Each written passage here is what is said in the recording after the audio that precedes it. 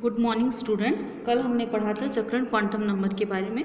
आज हम पढ़ेंगे पाउली के अपवर्जन सिद्धांत के बारे में। ठीक, तो देखते हैं पाउली का अपवर्जन सिद्धांत क्या है। क्वांटम संख्याओं का जब अध्ययन किया गया कि मुख्य क्वांटम 4 प्रकार की क्वांटम संख्याएं होती हैं। पहला होता है मुख्य क्वांटम संख्या, या सेकेंड होता है आपका द्विगंशी क्वांटम संख्या,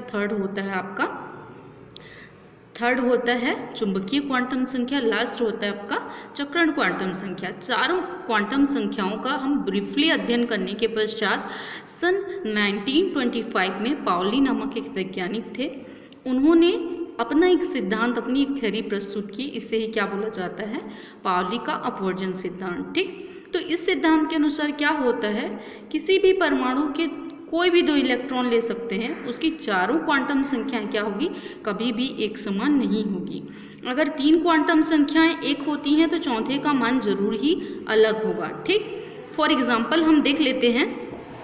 तो इसका जो छोटा सा है कि पाउली का अपवर्जन सिद्धांत क्या है, तो आपको एकदम बड़ा करके नहीं लिखना है। आपको एक इतनी चीज़ लिखनी है कि उन्होंने कब डिस्कवर किया था, 1925 में डिस्कवर किया था, और क्या क्या था, उन्होंने इसको एक सिद्धांत के रूप में पेश किया था। इसे ही क्या बोला जाता है? पाउली का अपवर्जन सिद्धांत। और इनकी थ्योरी क्या थी, आपको इतना ही याद करना है। उसके बाद आपको एग्जाम्पल देना है।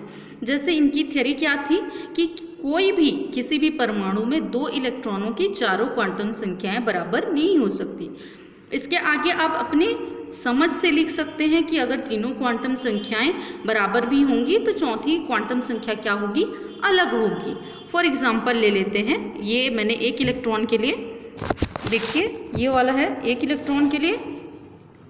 अगर 1 इलेक्ट्रॉन के लिए मुख्य क्वांटम संख्या को n से शो करते हैं ना, तो ये हो गया आपका मुख्य क्वांटम संख्या इक्वल्स टू 1। ये आपका हो गया द्विगंशी क्वांटम संख्या, l इक्वल्स टू हो गया 0। दूसरे इलेक्ट्रॉन के लिए भी अगर हम n बराबर 1 लेते हैं, l बराबर 0 लेते हैं, ठीक, तो देखिए m बराबर 0 मतलब चुंबकीय क्वांटम संख्या का भी मान हमने 0 लिया है, और दूसरे इलेक्ट्रॉन का भी चुंबकीय क्वांटम संख्या का मान क्या हो जाएगा? 0 हो जाएगा। लेकिन देखिए ये पहले इलेक्ट्रॉन के लिए था, ये दूसरे इलेक्ट्रॉन के लिए, एक क्लॉकवाइज तो एक एंटी क्लॉकवाइज। ठीक, तो ये आपका हो जाएगा प्लस 1/2, ये -1/2। ठीक, ये आपका 2 इलेक्ट्रॉन है। ठीक, ये 2 इलेक्ट्रॉन है। एक के लिए अगर n का मान 0 है तो दूसरे के लिए भी n का मान 0 होगा।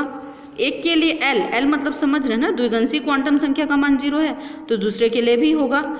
यदि m का मान 0 है तो दूसरे के लिए भी m का मान 0 होगा। लेकिन यहाँ s के लिए देखिए, इसका चक्रण इस दिशा में है तो इसका चक्रण क्या है? विपरीत दिशा में है ना इसके। तो ये हो जाएगा आपका +1/2, ये हो जाएगा आपका -1/2, क्योंकि एक का चक्रण दूसरे के चक्रण से भिन्न है। ये क्लॉकवाइज डायरेक्शन में है तो ये एंटी क्लॉकवाइज डायरेक्शन में है। ठीक, तो ये बोला जाता है कि चारों क्वांटम संख्याएं तो समान नहीं होंगी। 3 भले ही समान हो जाएं, लेकिन चौथी जो होगी चक्रण क्वांटम संख्या, वो तो असमान होगी कोई भी 2 इलेक्ट्रॉन के लिए, क्योंकि एक इलेक्ट्रॉन दूसरा दिशा में है तो एक इलेक्ट्रॉन दूसरी दिशा में है। ठीक, और इसे ही पाउली का नियम कहा गया था। ठीक, अब देखिए इसके उपयोग क्या थे, इसके यूजेस क्या क्या थे।